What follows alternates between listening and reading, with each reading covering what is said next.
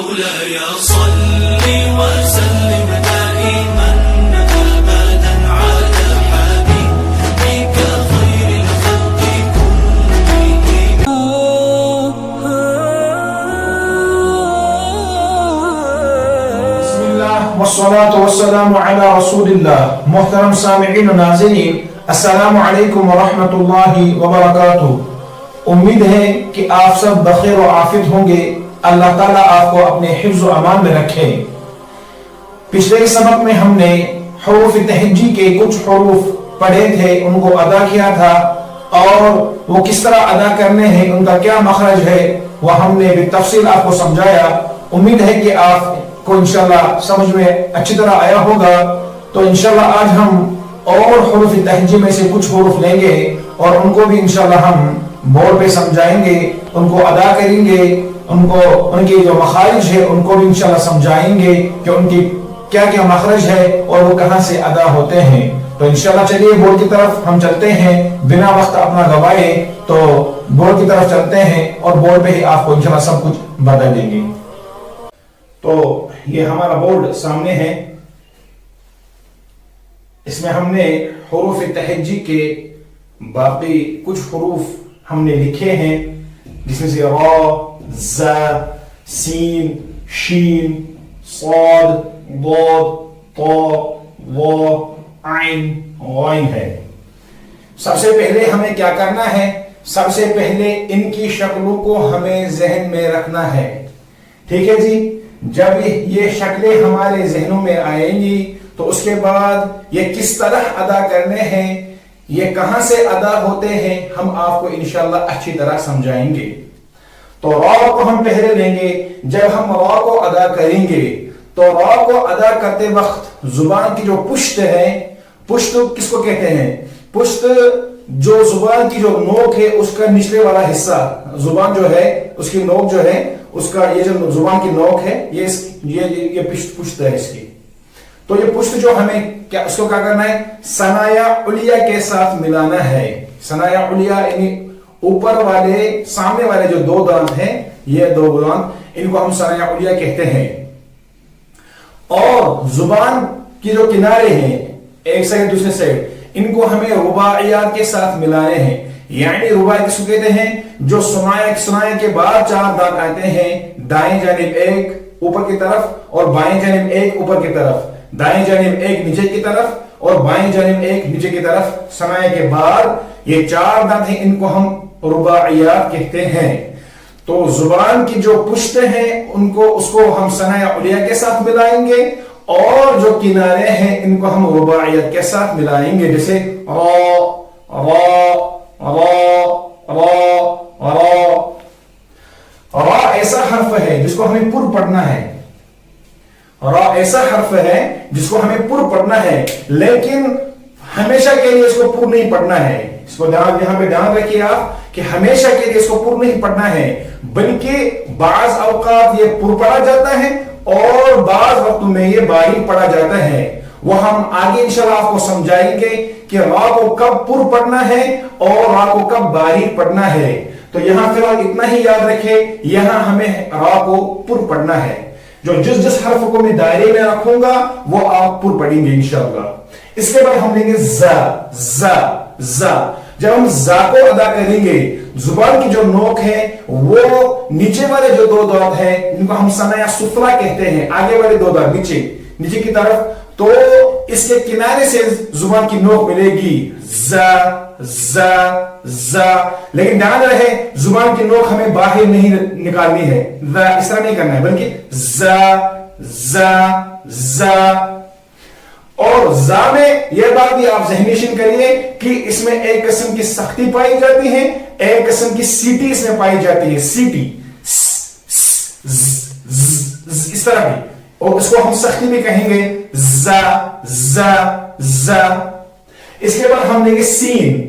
سین کو بھی اسی طرح ہمیں ادا کرنا ہے جس طرح ہم نے زا کو ادا کیا، بعینی ہی اسی طرح ہمیں سین کو بھی ادا کرنا ہے. سین میں بھی ایک قسم کی سیٹی پائی جاتی ہے.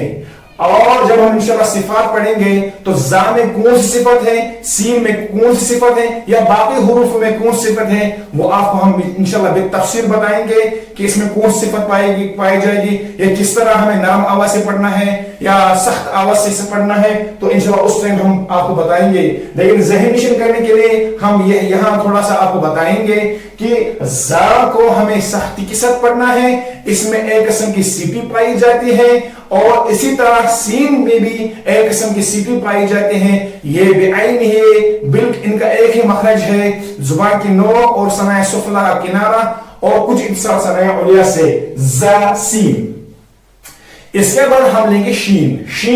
شین کس طرح ہمیں ادا کرنا ہے، جس طرح ہم نے جیم کو ادا کیا اسی طرح ہم نے سین کو بھی ادا کرنا ہے۔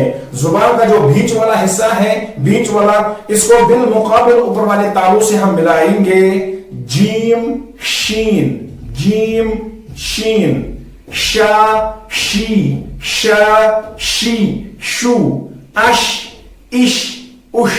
تو یہ اس کی مشق ہوئی، انشاءاللہ ہم ان حرفوں کی بھی مشق کرائیں گے آپ کو۔ اس کے بعد ہم نے صاد، صاد، جس طرح ہم نے زا کو پڑھا، جس طرح ہم نے سین کو پڑھا، اسی طرح ہم نے صاد کو بھی پڑھنا ہے، لیکن فرق صرف اتنا ہے، زا اور سین کو ہم نے باریک پڑھنا ہے اور صاد کو ہم نے موٹا پڑھنا ہے۔ اس کو میں دائرے میں رکھوں گا، تو زا سین صاد، زا سین صاد، صا صی صو، اس اس، اس۔ ٹھیک ہے جی۔ اس کے بعد ہم نے یہ واد۔ واد میں آپ دھیان رکھیے کیونکہ واد میں اکثر غلطیاں ہوتی ہیں۔ تو واد کا مخرج کیا ہے؟ زبان کی کروٹ اور اوپر کے ڈراڈوں کی جڑ۔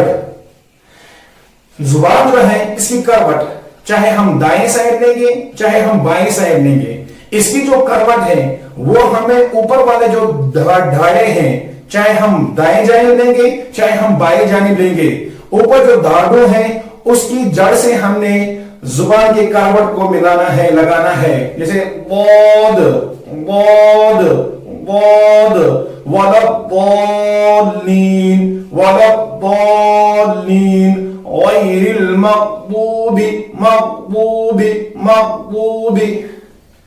تو اس کو بھی ہم دائرے میں رکھوں گا انشاءاللہ۔ تو یہ بھی ہمیں پر پڑھنا ہے، پر پڑھنا ہے۔ اس کے بعد ہم لیں گے تو۔ کل کے سبق میں آپ نے یاد رکھا ہوگا تا کا مخرج، تا کو ادا کرتے وقت زبان کی جو نوک ہے وہ اوپر والے دو دانتوں یعنی جن کو ہم ثناء علیا کہتے ہیں اس کی جڑ کے ساتھ زبان کی نوک کو ملانا ہے۔ تو کو ادا کرتے وقت تو بھی اسی طرح ادا ہوگا جس طرح تا اور دال ادا ہوا، لیکن فرق صرف اتنا ہے، تا اور دال کو ہم نے باریک پڑھنا ہے اور تو کو ہم نے موٹا پڑھنا ہے۔ جیسے تا دال تو، تا دال تو۔ تو کو بھی دائرے میں رکھوں گا، اس کو بھی ہمیں پر پڑھنا ہے۔ لیکن میں آپ کو یہاں پر ایک اور بات ذہن نشین کر رہا ہوں، وہ یہ بات ہے کہ ہم نے جو ان موٹے حروفوں کو پڑھنا ہے وہ ہمیں ہونٹوں سے نہیں پڑھنا ہے، اور وہ اس طرح نہیں کرنا ہے، یا صاد اس طرح نہیں کرنا ہے، واد اس طرح نہیں کرنا ہے، تو اس طرح نہیں کرنا ہے۔ ہونٹوں سے یعنی ہونٹوں سے ان کو موٹا نہیں کرنا ہے، بلکہ حقیقت میں یہ موٹے ہونے چاہیے، اور ہونٹ گول نہیں ہونے چاہیے، صاد ہونٹ گول نہیں ہونے چاہیے، واد ہونٹ گول نہیں ہونے چاہیے، تو ہونٹ گول نہیں ہونے چاہیے۔ اس کے بعد ہم لیں گے وا۔ جس طرح ہم نے تا کو ادا کیا، را کو ادا کیا، یعنی زبان کی نوک ان کو ہم نے ثناء علیا کے کنارے سے ملانا ہے، یعنی تھوڑا سی زبان کی نوک جو ہے باہر آئے گی، فا ذال وا، فا ذال وا، وا۔ اس کو بھی دائرے میں رکھوں گا اور یہ بھی ہمیں پر پڑھنا ہے، لیکن یہاں بھی دھیان رہے کہ ہمیں ہونٹوں سے اس کو پر نہیں کرنا ہے، وہ اس طرح نہیں کرنا ہے، بلکہ وہ۔ اس کے بعد ہم پڑھیں گے عین۔ आइन भी उसी तरह बेआइनी ही अदा करना है जिस तरह हमने हा को अदा किया, यानी हलक का जो बीच वाला हिस्सा है वहां से हम आइन को अदा करेंगे जिस तरह हमने हा को अदा किया था। हा आइन, हा आइन, हा आइन, आइन। इसके बाद हम लेंगे वाइन। वाइन जो है यह भी हमें इसी तरह अदा करना है जिस तरह हमने कल खा को अदा किया। खा यानी खा जो है हलक के पहले वाले ऊपर वाले हिस्से से अदा होता है जो मुंह की जानिब है, जिसको हम अदनाए हलक कहते हैं। मैंने कल भी लिखा था अदनाए हलक, जो मुंह की जानिब जो हिस्सा है उसको अदनाए हलक कहते हैं। तो खा और वाइन जो है वो हमें वहां से अदा करने हैं, और वाइन को भी मैं दायरे में रखूंगा, ये भी हमें पूर्ण पढ़ना है खा की तरह। खा वाइन, खा वाइन, वाइरिल वाइरिल वाइरिल। तो ये हमें हमारे जो मुफरदात हुरूफ तहज्जुद में से कुछ हुरूफ हमने आज ये लिखे थे, इनकी मशक हमने कराई और इनको किस तरह अदा करना है ये भी हमने बताया। इंशाअल्लाह मैं उम्मीद करता हूं इनकी शक्लें आपके ज़हन में आई होंगी और ये किस तरह अदा करने हैं, इनके क्या मखारिज है, ये किस तरह हमें पढ़ने हैं वो भी आपके जहन में आया होगा। अगर कुछ सवाल आपके जहन में रहते हैं तो आप हमारे कमेंट बॉक्स में लिखिएगा। इंशाअल्लाह मैं कोशिश करूंगा कि आपका मैं अच्छी तरह जवाब दूं।